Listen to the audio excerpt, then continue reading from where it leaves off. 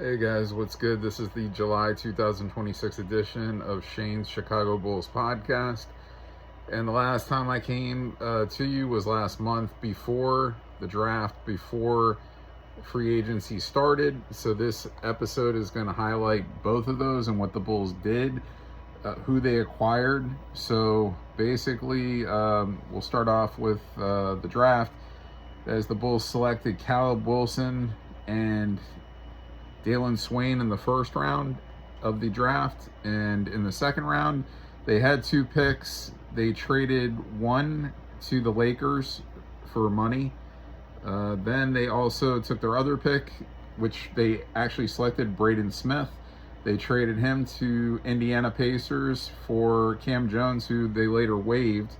So they acquired 2 players in this draft, and one just looks phenomenal so far out of the gate in his summer league action, Caleb Wilson. And a lot of people were saying, like, they thought Wilson could even be taken number 1, and then he dropped to number 4. So this kid does look pretty fantastic. On both ends, he's super athletic, and he made a couple crazy blocks in summer league games. And the Bulls, they've struggled in their summer league. They're like 1-3. He's like the highlight of their team in the summer league, of the whole summer league. He's the best player. He looks like the best player. And Dalen Swain has struggled a bit, but Dalen Swain shot over 50%. He shot like 54%, I think, last year at Texas. So I think he's going to be okay. Plus, he's going to come off the bench. He's not going to be asked to do a lot. He's going to be asked to play hard defense when they bring him in the game and, make some shots. But for now, he's not a starter. He's not going to get starter minutes, where Caleb is going to start at the 4, and he is going to get starter minutes. And I think this kid is going to be great right off the bat, and I think he is going to be the rookie of the year. And, I think the Bulls are going to be a pretty damn good team. And, and I thought this the last few years, and of course injuries have got in the way, and lack of defensive players. That's the problem. This team can score, but what they had before, the last couple of years, they were like a top 10 scoring team in the NBA. But the problem was they were a bottom 5 defensive team. So, that's why the goal is to try to go after players that are going to give effort on that defensive side.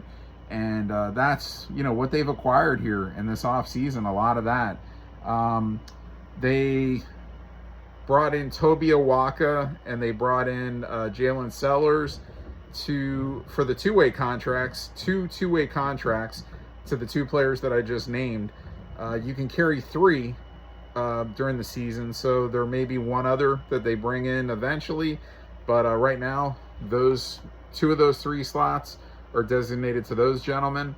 And Sellers, he's looked okay in a couple of these summer league games. Awaka, he's whatever. But we'll see what happens. And Dalen Swain, he could play like the 2 guard. He could play the 3 probably. Awaka is a power forward.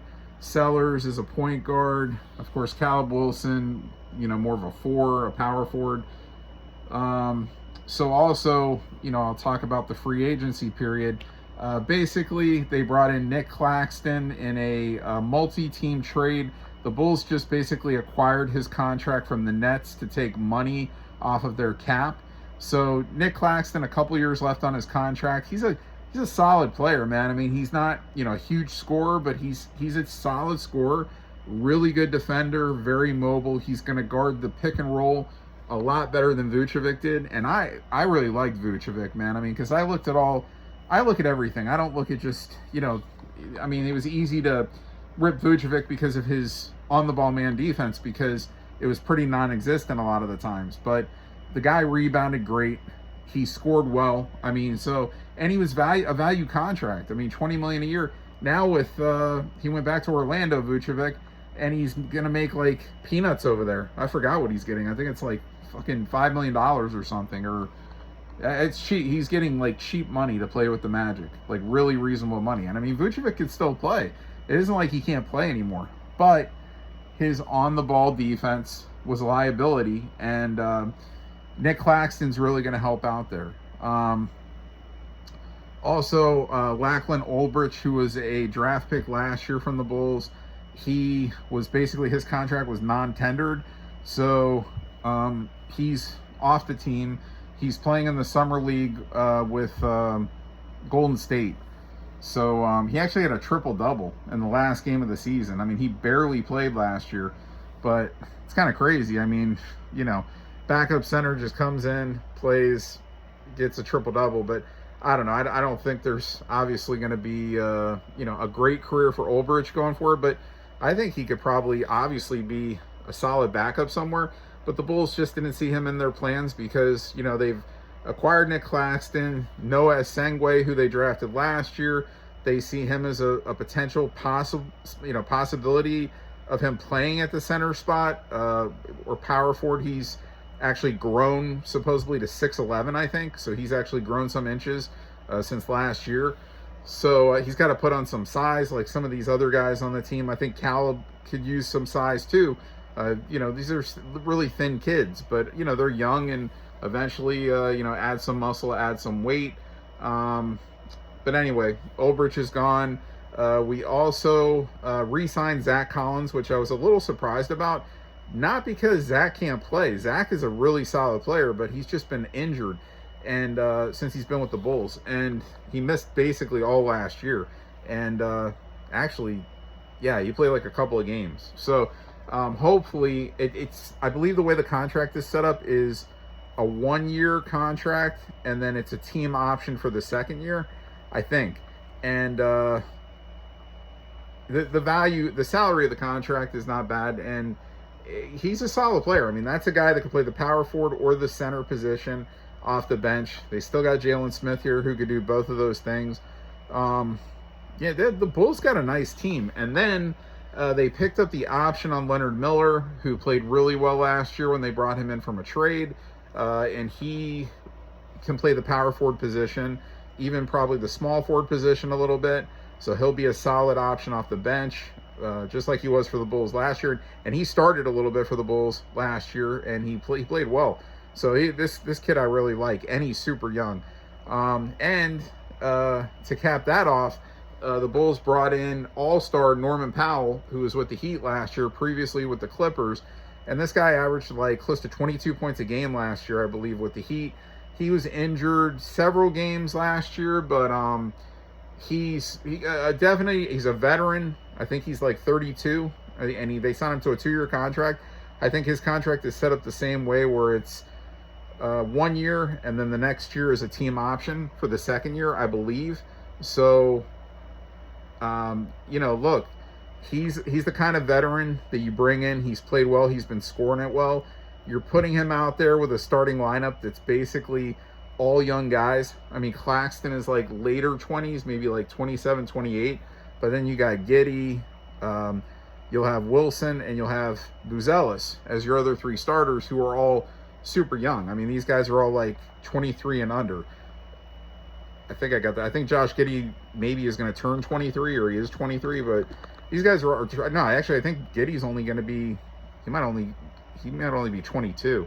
These guys are all young kids, man. So and it goes with a lot of the bench too. I mean, there's a lot of youth on this roster, so you need some veterans, and you know, to help the team, you know, stay afloat and keep guys' confidence up, and, you know, tell them the stories of, you know, what you've dealt through in the league, you know, the back-to-backs, the rest, the lack of rest, all that good stuff. But I think the Bulls, man, I mean, really, they've improved what they brought in this roster a lot defensively, and I think that's really going to help them out. And, you know, even though Giddey is not the greatest on-the-ball defender, I still see effort a lot of times from Giddey on the defensive end. And I think Giddey can just get, just like anybody, I mean, you got to put your mind to it and, you know, just have that hard defensive-minded focus. And Coach Splitter, you know, probably is going to try his best to install that in these guys that don't have it. And I'm sure Billy Donovan did too, and it just didn't carry over. You know, some guys just, they try and they're just not good defenders also. Like, it's like, not because they're not trying. Like, they try, but they just aren't good. Maybe they don't have the quickest feet. Maybe they're not built the right way. They're not physically built the right way. They don't have the strength or the speed.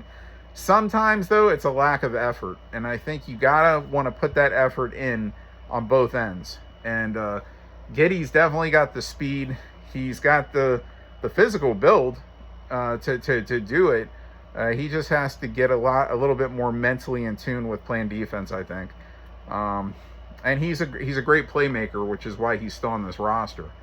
So anyway, guys, that's it. I just wanted to touch up on the Bulls off season, their free agency, and the draft. And very soon, within the next couple months, we'll be into training camp, and then we'll be into the regular season before you know it. So